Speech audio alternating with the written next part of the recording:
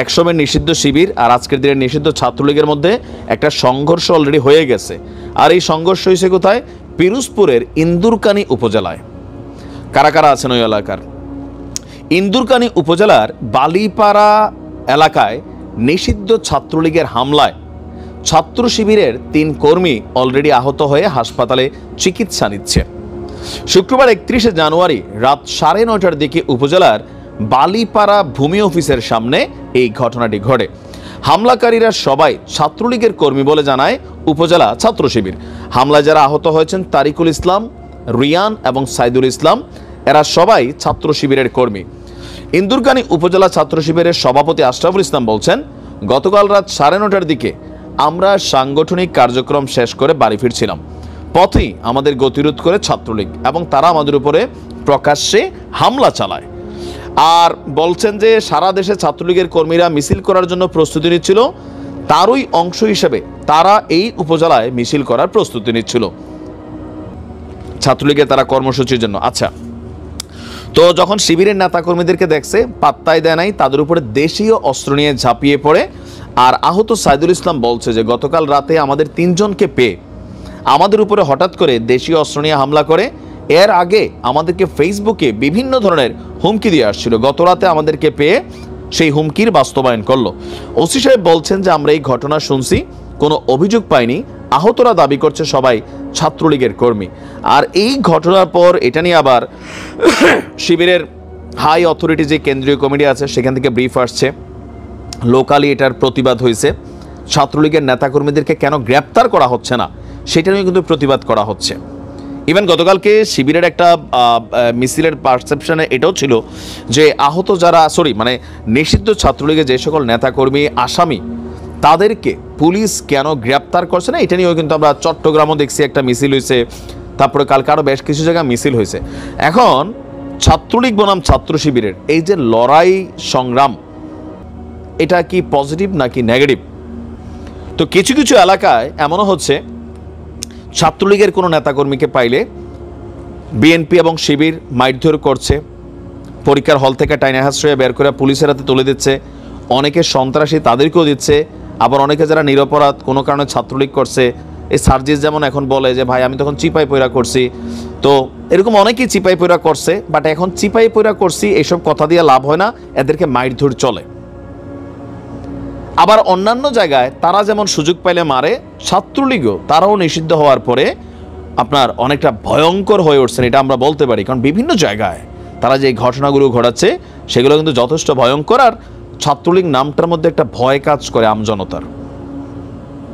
শেখ হাসিনা ক্ষমতায় নেই, কিন্তু ছাত্রলীগ নামটার মধ্যে একটা ভয় কিন্তু মানুষের রয়ে গেছে। আর সেই ভয়কে যখন এইসব ঘটনা দিয়ে বাস্তব করে মানুষের মধ্যে আরো ভয় ঢুকে। তবে ছাত্রলীগের নেতাকর্মীদের উদ্দেশ্যে আমি একটা কথা বলতে চাই, আপনাদের এই সকল কর্মকাণ্ডে যেটা হয় কি যে চিরুনি অভিযান যেটা নামার একটু দেরি হয়তো, এটা কিন্তু শুরু হয়ে যাবে। এখন সরকারের পক্ষ থেকে ছাত্রলীগের নেতাকর্মীদের বিরুদ্ধে আওয়ামী লীগের ওই ফেব্রুয়ারি জুড়ে কর্মসূচি ঘোষণার পর একটা কিন্তু চিরুনি অভিযান চালানোর সিদ্ধান্ত আসছে। এতদিন হয়তো ওইভাবে মামলার আসামি হন নাই, এখন কিন্তু হয়ে যাবেন। ভালোবাসা দিয়ে মানুষের হৃদয়কে জয় করতে হবে। কারণ সমাজের মধ্যে দৃষ্টিভঙ্গি আছে কোনটা, যে আমি যখন মাইরি খাই আমি অপরাধী হইলেও আমার প্রতি মানুষের সিম্পিতি আসবে, আর আমার যে মারছে সে শক্তিশালী না, দুর্বল হইলেও তার প্রতি মানুষের ঘৃণা আসে। শিবির দীর্ঘদিন যাবৎ মানুষের ভালোবাসা পাইছে, ছাত্রদলে একটা জায়গায় ছাত্রলীগ তখন এদেরকে মারধর করতো, তো মানুষ তাদেরকে পজিটিভ নিত, আহারে মারে। তো পরিবর্তন হতে হবে। কোথাও যদি কোনো অন্যায় হয় সেটা আইনের মাধ্যমে মোকাবেলা করবেন, আইন আছে দেশে। তো অনেকে বলতে চান আইন তো এখন ছাত্রলীগ দেখলে ধরে নেওয়া যায়, এগুলো আরও আসলে একটু পরিবর্তন দরকার।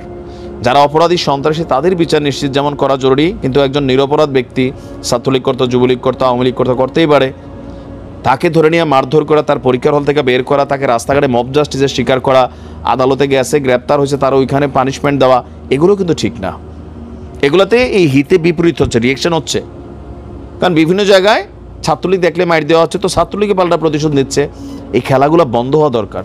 বাংলাদেশের লিড কে করবে, কাদের হাতে এই বাংলাদেশ নিরাপদ থাকবে, এরকম নানান চিন্তাভাবনার প্রতিফলন আস্তে আস্তে আমরা দেখতে পাচ্ছি ছাত্রদের যে রাজনৈতিক দল গঠনের ইস্যু, সেই ইস্যুতে অনেকেই বলার চেষ্টা করছেন, বিশেষ করে বিএনপি সহ আরও অনেকেই, যে ছাত্রদের এই রাজনৈতিক দলের উদ্যোক্তা অথবা পেছন থেকে সবচেয়ে বড় সাপোর্টকারী ভূমিকা রাখা ব্যক্তিরা হচ্ছেন ডক্টর মোহাম্মদ ইউনূস। তিনি চাচ্ছেন যে নেতৃত্বে, বাংলাদেশের নেতৃত্বে তরুণরা সামনে আসুক। ইভেন এই জুলাই আগস্ট বিপ্লব সম্পর্কে তিনি ফিনান্সিয়াল টাইমসের যে পডকাস্ট আছে সেখানে বলছিলেন যে এই তরুণরা যে জিনিসটা অর্জন করছে এটা যদি তাদের হাতে না থাকে তাহলে সব নষ্ট হয়ে যাবে, পুরনোরা নতুনরা এটা ব্যালেন্স করতে পারবে না। সো এখানে তরুণরা ডিজার্ভ করে। তো এই সকল কিছু থেকে অনেকেরই ধারণা যে ডক্টর মোহাম্মদ ইউনূসের উৎসাহেই আপনার ছাত্রদের এই রাজনৈতিক দল হয়তো এই সপ্তাহ অথবা আগামী সপ্তাহ মাঠে আসতেই পারে। আমরাও চাই বাংলাদেশের মূলধারার রাজনৈতিক দলের সংখ্যাগুলো আরও বাড়ুক, যেন যেই দলগুলো আছে আওয়ামী লীগ, বিএনপি, জামাত বা আরও যারা, তারা যেন এটা মনে না করে বলে যে আমরাই খালি সারা জীবন বাংলাদেশের রাষ্ট্র ক্ষমতায় থাকবো, বাবার পরে মেয়ে, মেয়ের পরে বউ, বউয়ের পরে পোলা, পোলার পরে নাতি, এটা ফ্যামিলি লিগেসির মধ্যে যেন এটা আটকে না যায়। এখন বিএনপি বা অন্যান্যরা কীভাবে দেখছে? বিএনপি বলছে যে আপনার রাজনৈতিক দল করেন, তবে সরকারে থাকা পোলাপাইন যদি অথবা সরকারে থাকা কেউ যদি এই রাজনৈতিক দল গঠনের পক্ষে সহযোগিতা করে তাহলে এইটা জনগণ মেনে নেবে না। এখন জনগণ, আমি বারবার বলি, মানে জনগণের নাম ব্যবহার করে বিএনপিপন্থী জনগণ মেনে নেবে না, আওয়ামী লীগপন্থী জনগণ আবার আওয়ামী লীগের ইস্যুতে মেনে নেবে না, এটা আলাদা আলাদা একটা ইস্যু আছে। এখন আজকের রুহুল কবির রিজভী সাহেব, মির্জা ফখরুল ইসলাম সাহেব, জনাব তারেক রহমান সাহেব, তারা কিন্তু এখন ধারাবাহিক বক্তব্য দিচ্ছেন, ছাত্রদের রাজনৈতিক দলকে তারা ওয়েলকাম করছেন, বাট সরকারি পৃষ্ঠপোষকতা হলে সেইটা জনগণ মেনে নেবেন। এখন জনগণের মধ্যে বা দলগুলোর মধ্যে কেন এই চিন্তা? দলগুলোর মধ্যে চিন্তার মেইন একটা জিনিস হচ্ছে কি, ধরেন আমি একটা জিনিসের উদ্যোক্তা, আমি চাচ্ছি এই জিনিসটা হোক, এটা আমার স্বপ্ন। সো আমি এবার যখন রাষ্ট্র ক্ষমতার সর্বোচ্চ জায়গাটায় আসি, আমার অধীনস্থ যারা আছে সরকারি বেসরকারি কর্মচারী কর্মকর্তারা, আমাদের এই দেশে কি হয়, ক্ষমতায় যে থাকে তারা সবাই চাটে, প্রশাসন থেকে শুরু করে রাজনীতিবিদ থেকে শুরু করে বা সবাই, মানে মোটামুটি আমরা সর্বোচ্চ ক্ষমতাশীল ব্যক্তিটারে কিন্তু আমরা মানে এক ধরনের গোলামি বা বশ্যতার মধ্যে আমরা স্বীকার করে নেই। তো বিএনপির ভয় হচ্ছে যে ধরেন মানে ডক্টর মোহাম্মদ ইউনূসের উৎসাহে যদি এই রাজনৈতিক দলটা গঠিত হয় তাহলে আগামীতে যে নির্বাচনটা হবে সেই নির্বাচনে একটা মেসেজ ক্রিয়েট হয়ে যাবে কি, ডক্টর মোহাম্মদ ইউনূস এই দলটার উদ্যোক্তা, প্রকাশ্যে না অপ্রকাশ্যে কথাবার্তা এগুলো এখন সামনে ক্লিয়ার, যে হয়তো ঝাইরাক আসতেছেন না বা সরাসরি বলতেছে না, কিন্তু পাবলিক বুঝতেছে যে না, এই দলটার পেছনে ডক্টর মোহাম্মদ ইউনূস, কারণ তার প্রত্যেকটা বক্তব্য, প্রত্যেকটা কথা। তো সেইখান থেকে নির্বাচন হইলে এই যে সিস্টেম বা নির্বাচন কমিশনকে যারা সহযোগিতা করবেন, রাষ্ট্রের প্রজাতন্ত্রের কর্মচারীরা, তারা কি এটার বাহিরে গিয়া একটা নিরপেক্ষ নির্বাচন দিতে পারবে? বিএনপির কিন্তু প্রশ্নটা এই জায়গাতেই, যে ডক্টর মোহাম্মদ ইউনূস নিজে যদি কোনো দলকে প্রমোট করেন, ব্যাকগ্রাউন্ডেও থাকেন, তো স্বাভাবিকভাবে এটা প্রশাসনের কাছে একটা বার্তা চলে যাবে, নতুন কিছু এখানে ঘটতে পারে। সেই ভয় থেকে বিএনপি মনে করতেছে যে রাষ্ট্রীয় পৃষ্ঠপোষকতায় এই কিংস পার্টি এটা যদি করা হয় তাহলে জনগণ মেনে নেবে না। এখন ডক্টর মোহাম্মদ ইউনূস সরাসরি তিনি কিন্তু বলছেন না, বাট বিভিন্ন বক্তব্যে তিনি দেশে বিদেশে যেখানে যাচ্ছেন তার বক্তব্যগুলোতে আমরা বরাবরই দেখতে পাচ্ছি যে তিনি চাচ্ছেন যে আগামী দিনের বাংলাদেশের নেতৃত্বে তরুণরা আসুক। এখন তরুণদের তিনি কেন চাচ্ছেন? কারণ এখানে বাংলাদেশের যে সিস্টেমটা হয়ে গেছে, এখন এই সিস্টেমের পরিবর্তনের জন্য আমাদের সব রাজনৈতিক দলগুলো কথা বলে, কিন্তু কথা বলার পরেও সিস্টেমের কি পরিবর্তন হয়? এবার আমরা বিএনপিকে একটু ব্যতিক্রম দেখছি, জামাত কখনো রাষ্ট্র ক্ষমতায় এককভাবে আসা নাই, তারাও সুন্দর কথা বলছে, কিন্তু ক্ষমতায় যাওয়ার পরে আসলে এই কথাগুলো থাকবে কিনা, এই রূপটা থাকবে কিনা, এটা নিয়ে মানুষের মধ্যে শঙ্কা। এমনকি যারা যে দল করে আমরা ভাই নিচ্ছি ক্ষমতায় যায় নেই, এরপরে খেলা হবে, কিন্তু আগামী দিনে সুন্দর একটা ভবিষ্যৎ বাংলাদেশ, যেখানে ধরেন বৈষম্য থাকবে না, মব জাস্টিস থাকবে না, দুর্নীতি থাকবে না, লুটপাট থাকবে না, মানুষ রাজনীতি করবে দেশের জন্য, পুরো সিস্টেম যার যার ব্যক্তি অধিকার সে অ্যাপ্লাই করার সুযোগ থাকবে, এরকম কিন্তু আমরা সবাই চাই পশ্চিমা বিশ্বের মতন, কিন্তু এটাকে অ্যাপ্লাই করা অনেক কঠিন বিষয়। কারণ বাঙালির রক্তের মধ্যে চিরাচরিত কিছু দোষ আছে, আমরা এগুলো চাইলে এগুলো থেকে মুক্ত হইতে পারি না।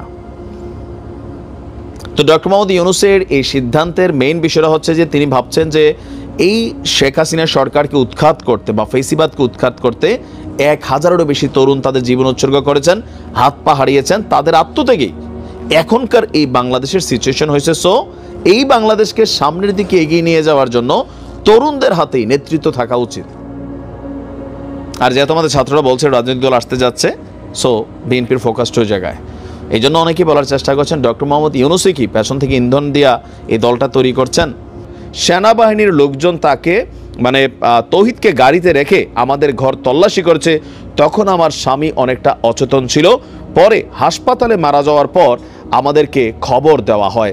দর্শক আমরা যদি দেখি চাঞ্চল্যকর ঘটনায় কুমিল্লার যৌথ বাহিনী পরিচয়ে যে অভিযান চলেছে, আমরা তার পরিবারের অবস্থান থেকে তার বক্তব্য যে তার স্বামীর কোনো অপরাধ ছিল না, কোনো সন্ত্রাসীও নয়, সেনাবাহিনী আশ্বস্ত করছিল যে তৌহিদ ভাইয়ের কিছুই হবে না। আর লোকালি যারা পিপল আছে এই তৌহিদ সম্পর্কে এলাকাবাসীর বক্তব্য তৌহিদ কোনো সন্ত্রাসী বা অপরাধী না। তবে সারা বাংলাদেশ জুড়ে এই মুহূর্তে যে অস্ত্র উদ্ধারের জন্য যে যৌথ অভিযান চলছে, সম্ভবত সেই যৌথ অভিযানকে আপনার কি বলা হয় যে অস্ত্র উদ্ধারের জন্য সারা বাংলাদেশের বিভিন্ন জায়গায় তল্লাশি চালাচ্ছে আমাদের এই যৌথ বাহিনী, একটা অভিযান চালাচ্ছে। এখন এই ঘটনায় তাৎক্ষণিকভাবে সেনা সদর দপ্তর থেকে এই ক্যাম্প কমান্ডার যিনি আছেন, সেনাবাহিনীর সম্মত যিনি ক্যাম্প কমান্ডার ছিলেন, তাকে প্রত্যাহার করা হয়েছে এবং ঘটনাটাতে সুষ্ঠু তদন্ত করে এই ঘটনায় যারা সংশ্লিষ্ট, যারা জড়িত তাদের বিচারের আশ্বাস দিয়েছে সেনাবাহিনী। ইভেন সরকারের পক্ষ থেকেও তাৎক্ষণিকভাবে আপনার একটা মানে তদন্ত কমিটি গঠন করে বিচারের সুষ্ঠু মানে ঘটনার পেছনে আসলে কী ঘটনা। তবে পরিবারের দাবি, সাথে থাকা আটক লুৎফুর রহমানের দাবি যে তাকে নির্যাতন করা হয়েছে।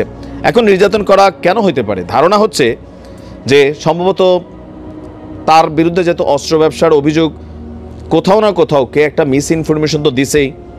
এখন আমরা যতটুকু মানে ওনার পরিবার 4টা মেয়ে আছে, ছোট ছোট সবগুলা মেয়ে, এই মহিলাটা এখন কোথায় যাবে? আর উদ্ধারের জন্য অস্ত্র উদ্ধার হোক, যত কিছুই হোক, ভাই নিয়া এইভাবে মারামারি করে একটা মানুষের জীবিত মাইরা ফেলা, এটা কোনোভাবেই আসলে হজম করার বিষয় না। আর ডক্টর ইউনূসের সরকারের জন্য এটা একটা বড় ধরনের ধাক্কা যে ডক্টর ইউনূস কি আদৌ রাষ্ট্রকে কন্ট্রোল করতে পারছেন?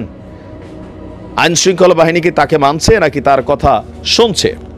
আর এই ঘটনায় পুরো দেশবাসী যেমন হতবাক, কুমিল্লাবাসীও হতবাক।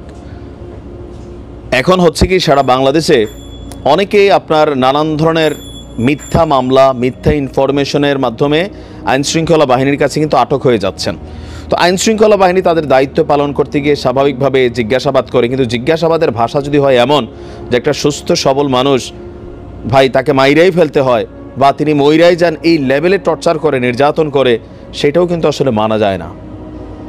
আমার মনে হয় এই ঘটনায় সারা বাংলাদেশে যে রিয়েকশন হচ্ছে, আজকে বিএনপি প্রশ্ন তুলেছে যে ইউনূসের আমলে কেন আজকে বিচার বহির্ভূত হত্যাকাণ্ড হলো?